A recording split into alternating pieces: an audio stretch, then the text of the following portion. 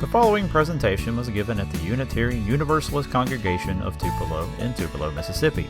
All are welcome to join us on Sundays at 11 a.m. at 1301 Marshall Street in Tupelo. As I said, we're here in a weekend pregnant with meaning, pregnant with ancient meanings that we can put new symbols to, full of ancient symbols that we honor while at the same time not being bound to.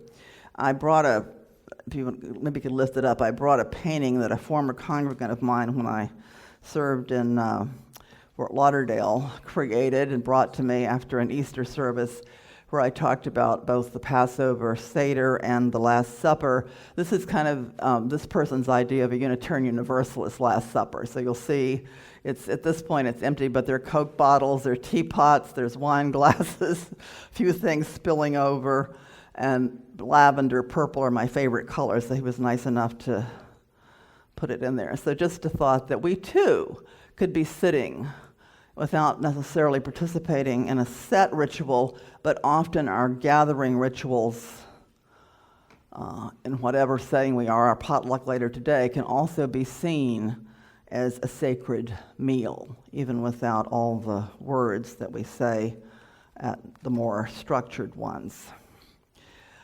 So in a lot of Unitarian Universalist churches around the country today, you will not hear certain names mentioned, even though this day gives us an option to talk a little bit about both the Exodus story from the Jewish scriptures, the Passion story and all that leads up to it from the Christian scriptures, then even if we really want to cop out, we can just do Earth Day all by itself.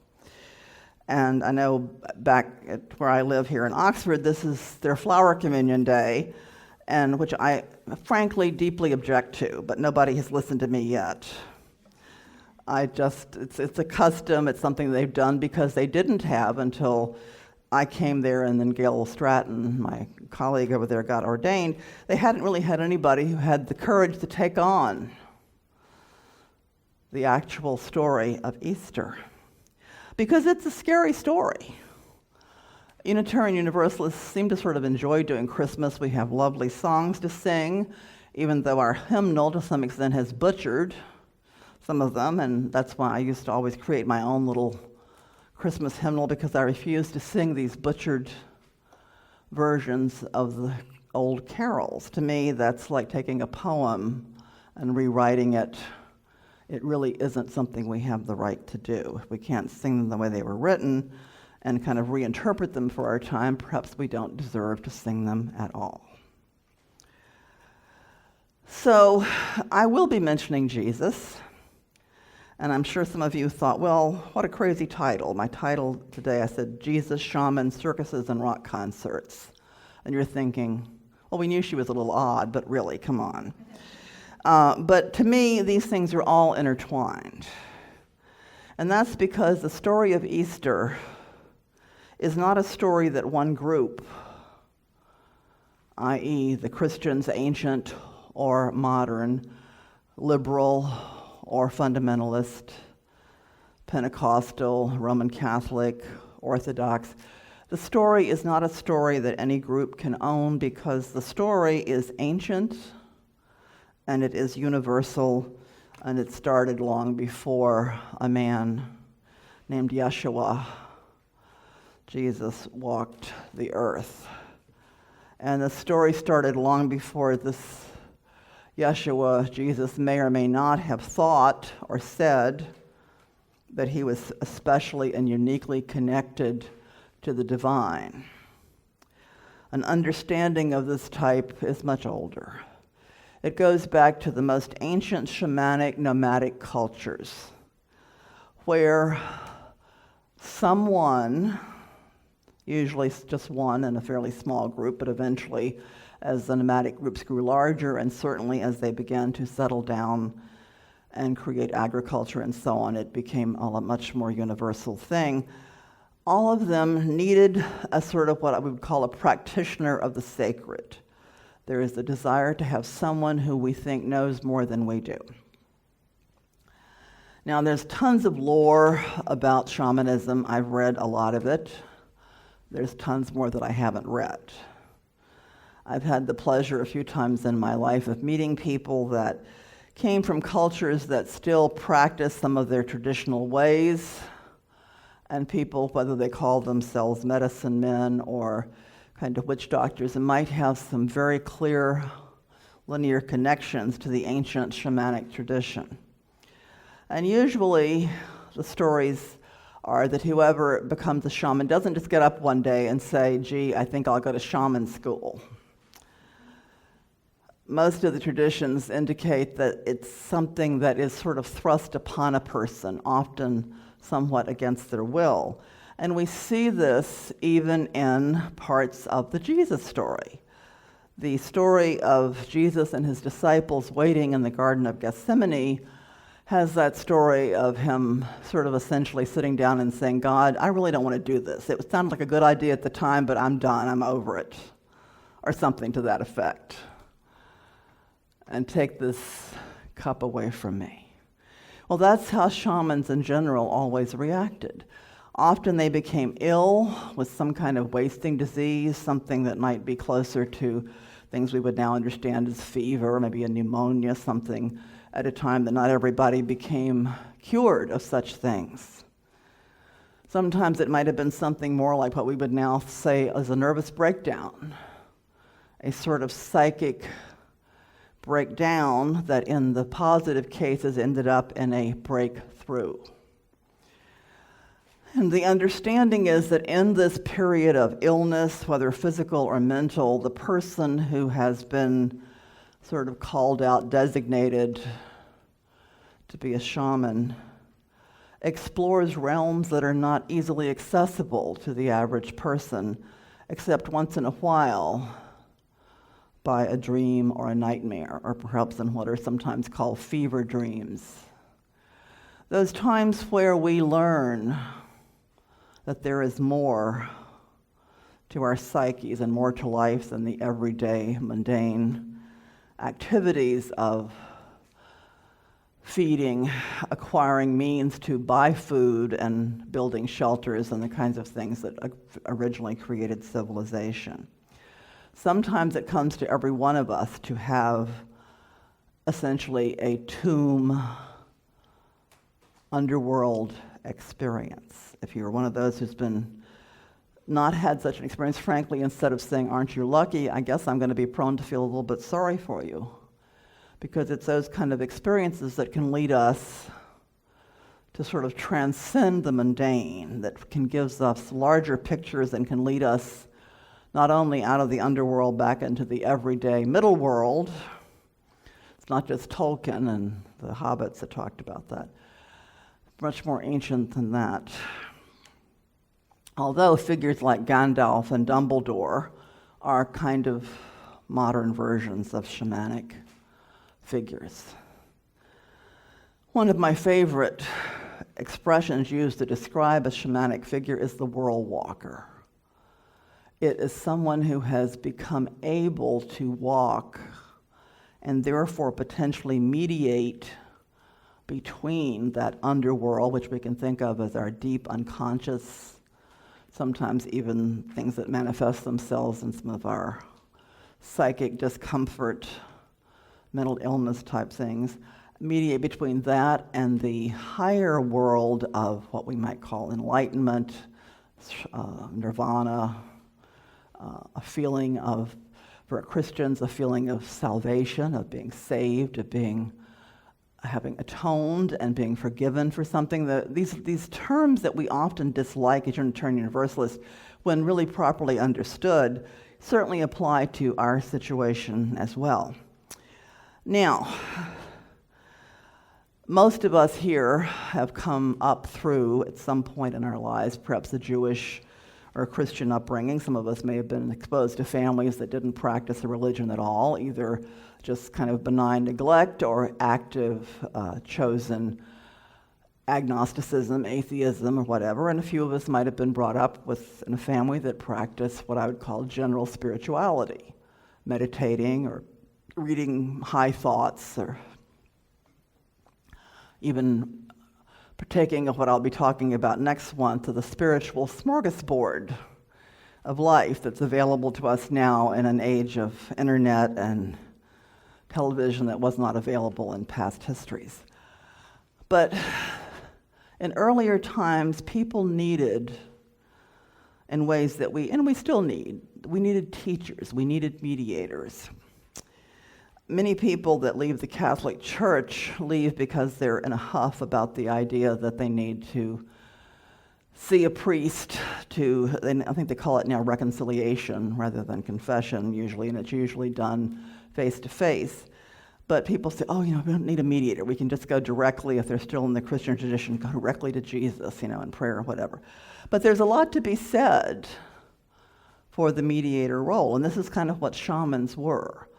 To this day, on the reservations out in Southwest, where I lived for a number of years, and when I was in Santa Fe, and also when I lived in Flagstaff, Arizona, there are still medicine men who are essentially a variety of shaman, who still engage in these huge healing ceremonies where the community is brought together, and there is much ritual, drumming, shaking of rattles, waving around of feathers. Sometimes with the Navajos, sand drawings are created, and sometimes a long period of time is given over to this.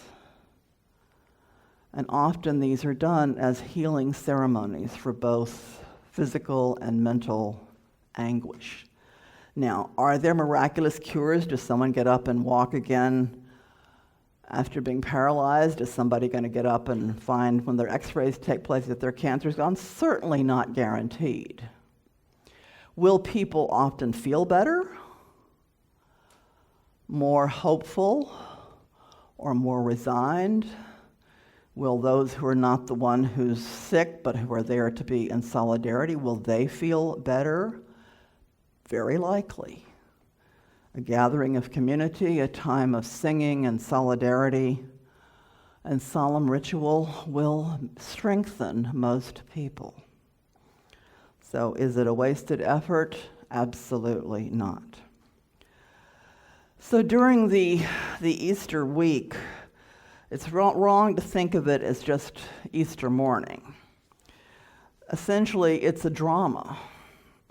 When they call it Holy Week, when you're part of a liturgical Christian tradition, or even some of the more mainstream Protestant groups, it's an adventure. The adventure actually starts on Ash Wednesday, when you're reminded that you too will not escape death at some point.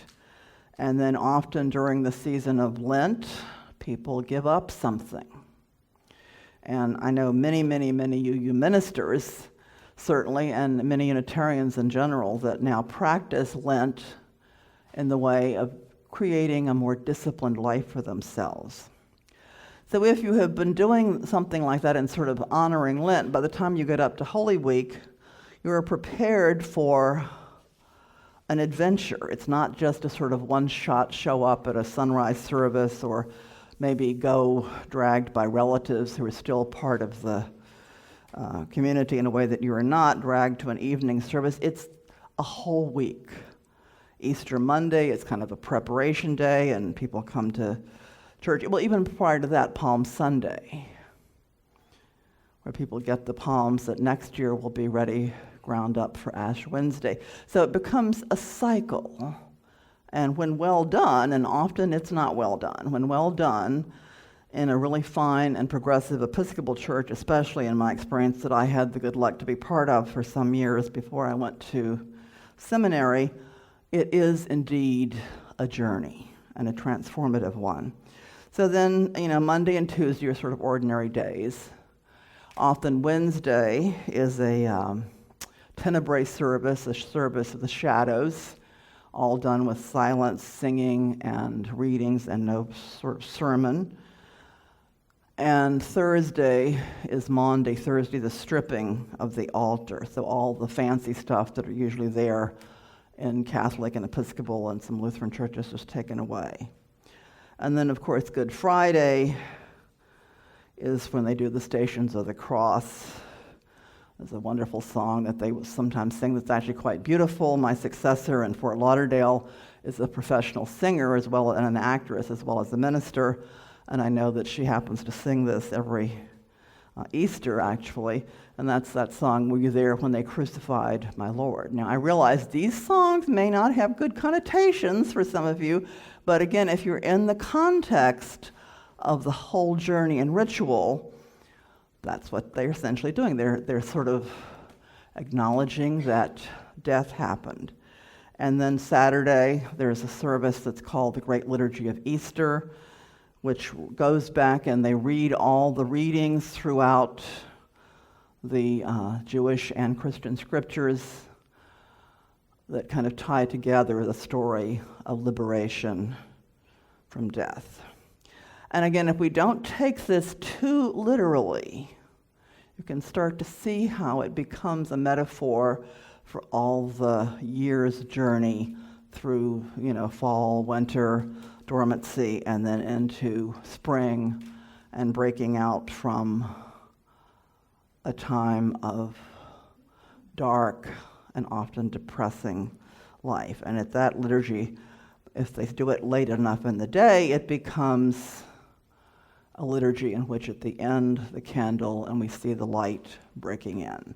More often, people go to sunrise services and see the sun actually coming up.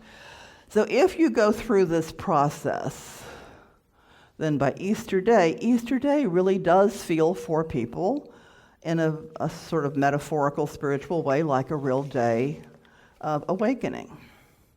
And for the shamanic practitioners, after they had gone through some sort of a healing ritual, sometimes called a soul retrieval, it felt like a coming back to our best self, a coming out of being buried in the deep darkness of depression, of pain, being buried in the underworld, the unconsciousness, back not just to the middle world of everyday things, but back and open to a sense of possibility and hope. And as difficult as the times we're living in now are, I think we need more than ever these journeys.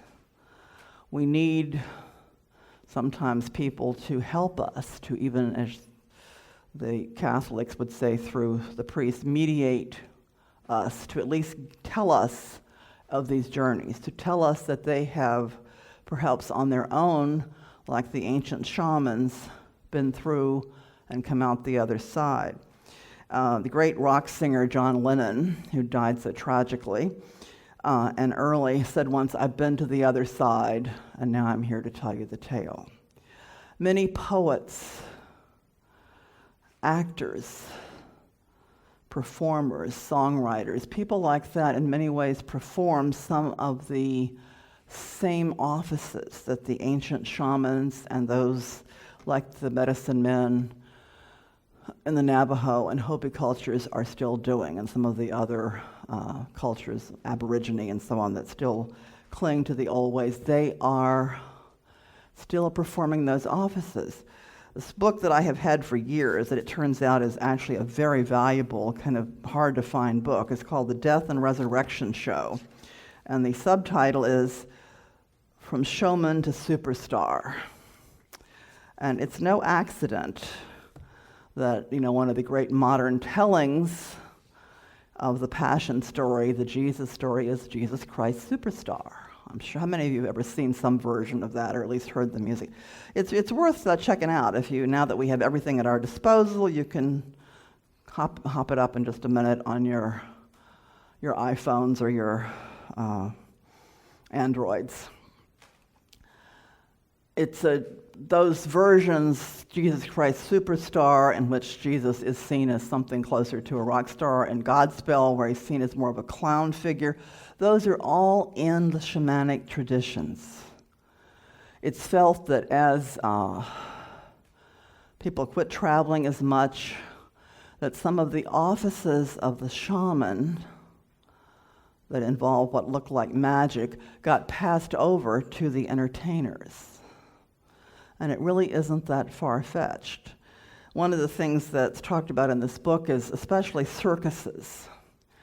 Think about some of the things that happened, or more likely at this point, since circuses don't come usually in their old form. Think about things that you remember from circus acts of your childhood. Someone being blasted out of a cannon. Well, there they are in a dark, sort of entombed place, and then they are liberated. Think about trapeze artists up there ascending to the heights and flying off of one trapeze to another in a great act of trust that someone will be there to catch them. Very much like a sort of spiritual flight. Think about the tightrope walkers, walking, in a sense, between worlds and above. Anyway, so this gentleman who was an English scholar and somebody who not only studied religion, as most religious officiants do, in an academic or a religious community setting, he also went off and traveled the world and joined in with some of these more old practitioners with some of their actual rituals, and brings, therefore, I think, a richness of the experiential aspects of this that a lot of people have never opened themselves to. I may have told this before.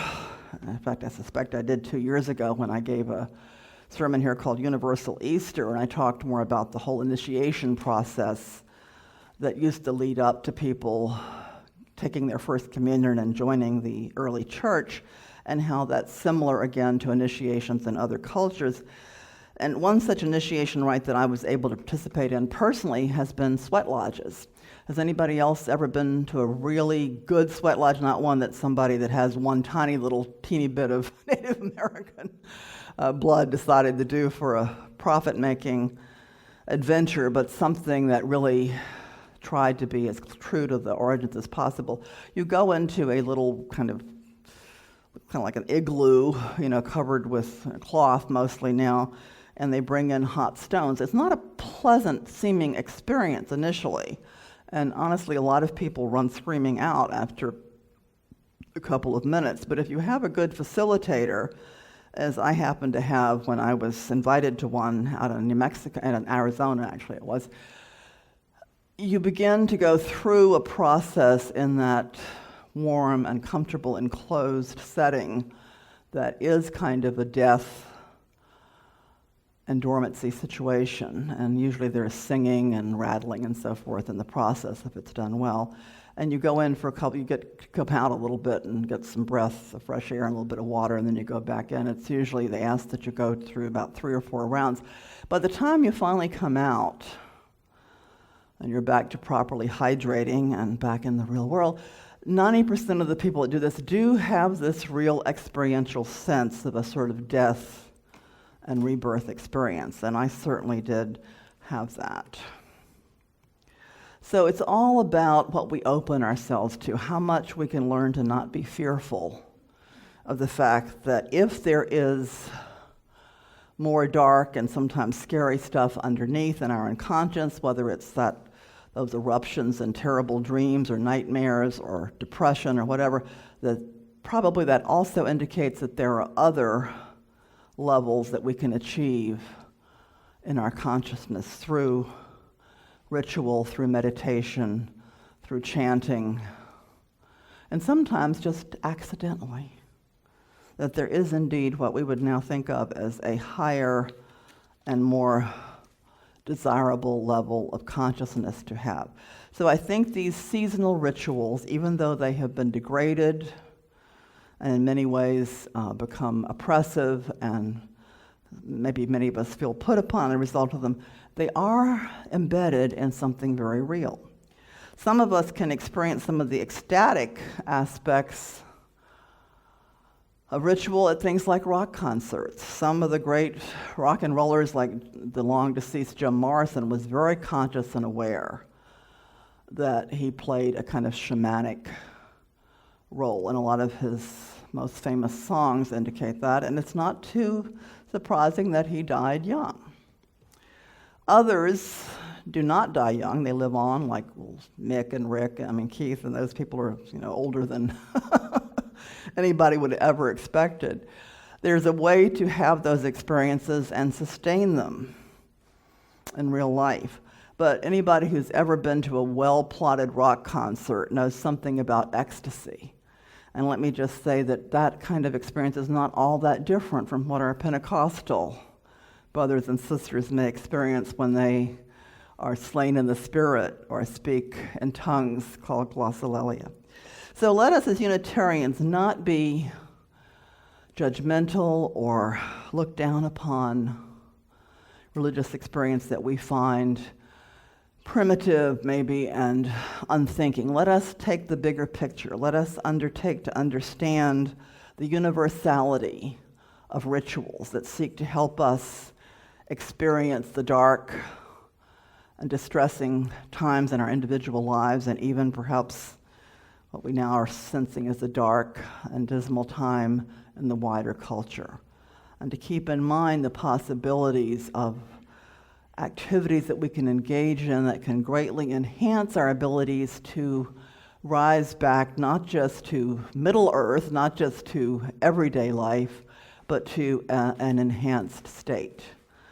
A lot of Unitarian Universalist churches these days offer classes on various spiritual disciplines that enable people to work themselves individually and collectively, corporately, on trying to create a more heightened awareness, higher level of consciousness. So I invite you today to think about how you might do that.